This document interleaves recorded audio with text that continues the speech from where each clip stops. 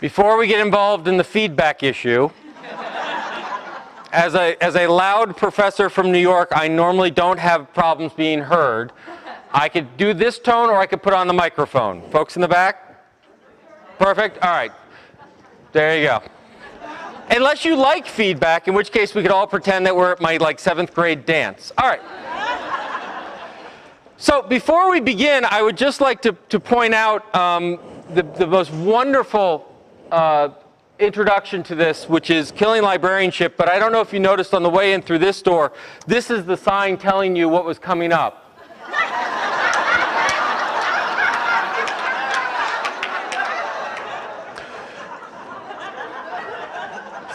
So I know where I will be at 2:15. That was good. What will kill our profession is not ebooks, Amazon, or Google, but a lack of imagination. I've looked through the program. You guys have a great couple of days ahead of you, and there's full of content from everything from social networking and collection development and change management and dealing with unruly patrons, and apparently a whole session on dealing with unruly keynotes. And as a keynoter, this is fabulous because when you're part of such a strong presentation, there's absolutely no obligation to have content in your presentation. So I'm going to take that advantage of that and not have any content to what I'm going to say. But what does this mean? What this means is it was in the midst of a wonderful talk. It was in Edmonton, Alberta, and this line came out, and people seemed to like it, but no one quite knew what it meant. But what it means is that we live in an era when we need to think big. So what I would ask you to do for the next 45 minutes or so is take advantage of the fact that you're not sitting in a library trying to figure out where the toner cartridges are, pointing to where the bathroom is. Or, as I understand it, the #1 reference question has been replaced. It is no longer where's the bathroom, it's now have you found a USB stick. Is that, all right. So, let's take advantage of the fact that we're in lovely Burlington, and it's 43 degrees outside, we don't want to go anywhere. And spend some time thinking big, because we are in a time where we desperately need to think big. We are in a time where everyone uses the word unprecedented after every other statement, right? Somewhere someone's talking about an unprecedented challenge in accountancy or something of that nature, right? Everyone's dealing with unprecedented change, great change, whatever. And it's true. That's the worst part of it, right? The worst part of it is we do live in an era where we are faced with enormous challenges, where we are faced with big problems. And this is not the time to shy away from them. This is not the time, if we're going to talk about what the new normal is, the new normal can't be introversion hiding in our shelves, hoping it goes away. We deal with this in higher education. It's not like, well, once this whole economic thing shifts out, people will be willing to spend $300 million a year in tuition. We'll just have to wait it out, right? If you look at some of the reasons we need to think big, this is from the Adult Education Commission, and what it does is it's a graph by country. Each line's a country. Thank you. The red dots, these are 45 to 54 folks. The green dots are folks 25 to 34. And what you're seeing is the percentage of folks who have, I believe it's a high school degree, high school diploma. All right? So you can see, for example, in picking one fun, in Poland, you can see that what happens is generational differences, kind of what you would expect, right? The young are getting more educated than the adults. But I want to point out this particular line, which happens to be the United States. And you'll notice something interesting about the chart, which is the red square is above the green diamond. Now, it's not way above, and frankly, we're way up at the top, so we should be pretty happy with ourselves until you look over at something like Korea. Korea is way above us, and they started much farther behind us. One of the big challenges where we need big ideas is in how we educate ourselves, how we prepare for this world. We hear all the time that education is vital, that college education is important, that college is the key to innovation, economic development, la, la, la, la, la, and I'm a professor, so I throw that line out whenever I can. except that we happened to 2010 was the first time where academic debt surpassed credit card debt in this country. And it is not because we've been paying our credit cards back so well. And partly it is.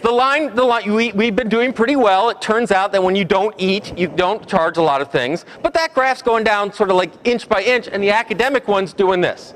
This chart shows since 1982 the growth in percentage growth in different areas. College tuition's at the top at about 450%. Medical care is only 250%. It is costing us more to get healthy, but it costs us a heck of a lot more to get smarter, supposedly. Right? Now, this in the midst of the most dramatic wage and wealth distribution in this country, that we see that the top 5% control something like 60% of the wealth in this country. We're dealing with the shrinking middle class, that we are in almost a 10% unemployment, over that in certain sectors, so that 1 out of 10 people you know has been laid off. We're in an era of great division in our politics where we're just sort of figuring out, hey, do we really need a federal government? Let's see. Right? No, that could be the rest of the talk. I'm not going there. The point is, we have big challenges before us. We are living in interesting times. I once said we live in Shakespearean times.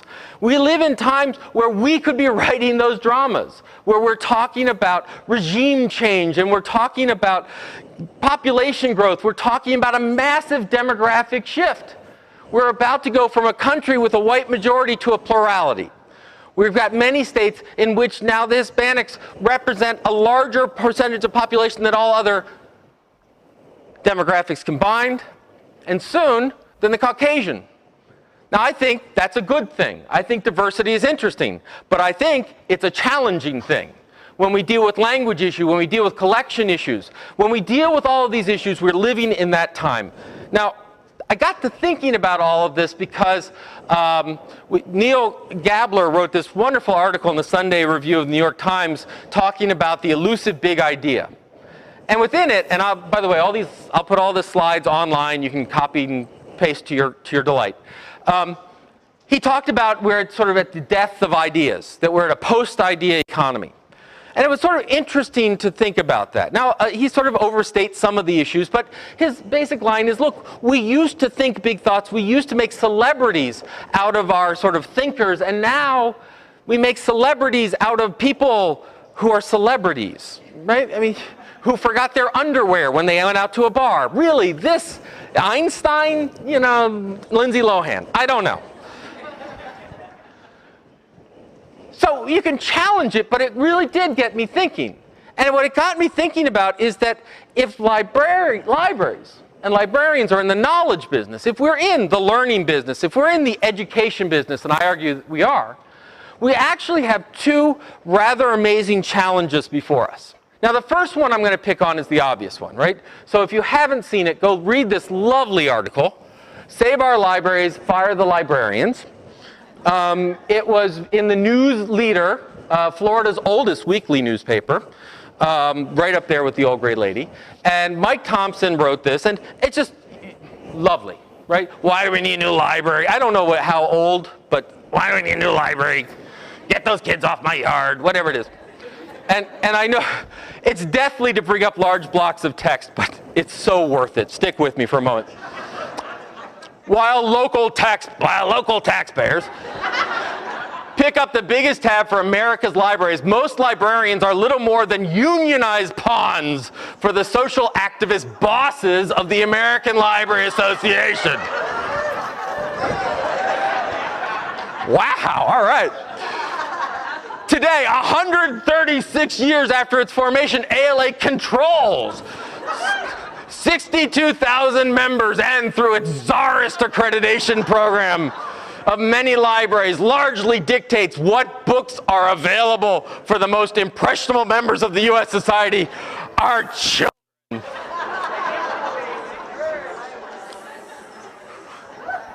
I hear you, comrades, I really do. I was called a communist for the first time the other day. I thought, you know, it's interesting when someone does that, you have an interesting reaction. The first one is, but I buy stuff, right? And the second one is, what are you wearing, a leisure suit? Communism? Really? Come on. All right.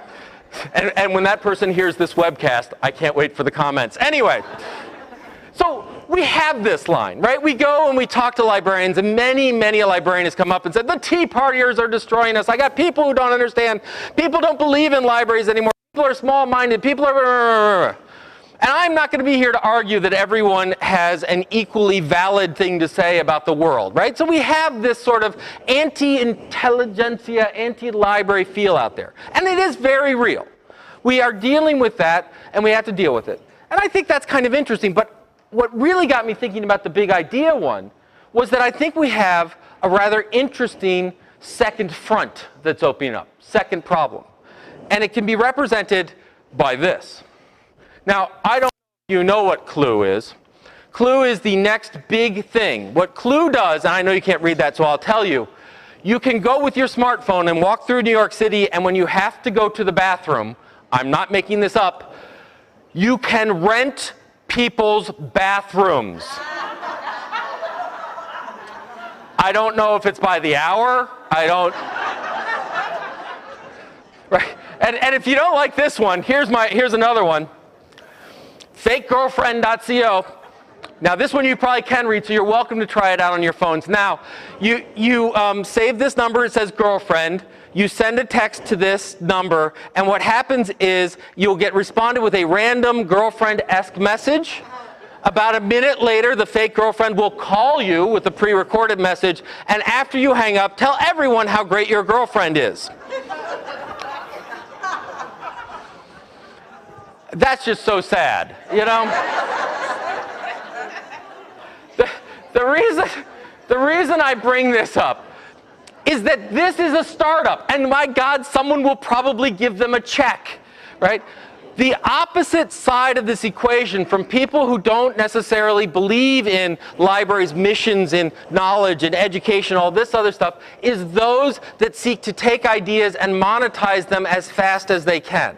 Right? That what we have is we have a plethora of small ideas. And these small ideas aren't bad. It's just a matter that there's this drive to monetization. That the way that all economic development is going to happen in Connecticut or Rhode Island or here in Vermont is that everyone's going to start their own business. And I think there's actually a lot of valid, and we're going to talk about a lot of valid things to entrepreneurship, to innovation, to startups. But the problem is it quickly becomes, why think about it if you can't monetize it? And what you can monetize tends to be a lot smaller than the issues that we're facing. That what we, you know, wow, we can do moped delivery of cat food. Get me to a venture capitalist and let me patent that before anyone does it, right?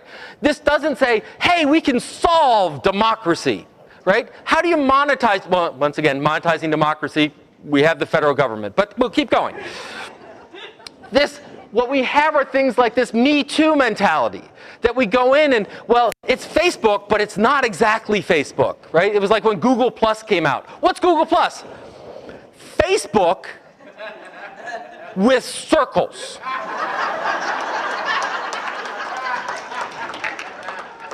How many of you don't have to admit if you started the conversation, but how many of you at one point were in a meeting where you said, boy, the library could start its own Facebook for Enter City Here? Right? We could do our own social network. And the answer is, why? It's there.